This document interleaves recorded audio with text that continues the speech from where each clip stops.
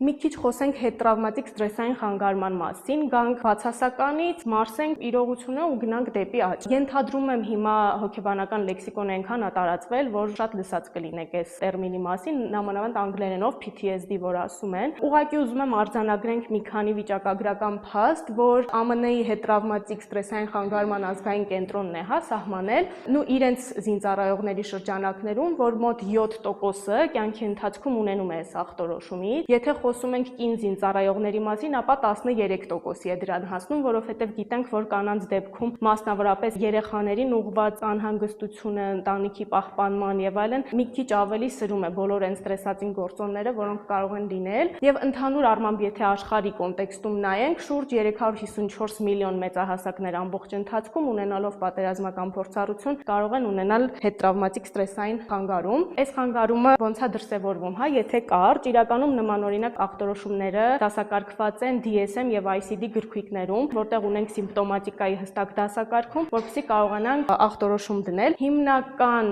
ախտանիշները PTSD, դա ինչպես ասեցի, դիսոցիացիաներն են, իրականության մերժումը, ֆլեշբեքերը անդադար, որի պատճառով կարող է խանգարվել քունը եւ առօրյա վարքը։ Ենթադրենք ֆլեշբեք կարող է առաջացնել հասարակ գիրքը մի փոքր ավելի ուժգին սեղանին հարվածելու, այդ հարվածի ձայնի պատճառով PTSD ունեցող մարդը կարող է թաքնվել սեղանի տակ եւ այլն, որը այդ պահի համար մի փոքր կանխատեսելի վարք չի լինի, ինչպես նաեւ մեծ դեպրեսիվ հակվածությունը, այսինքն հուզական ֆոնի այնպիսի անկայունությունը, որ ապագան գրեթե պլանավորելի չէ, ցանկալի չէ եւ շատ անորոշ։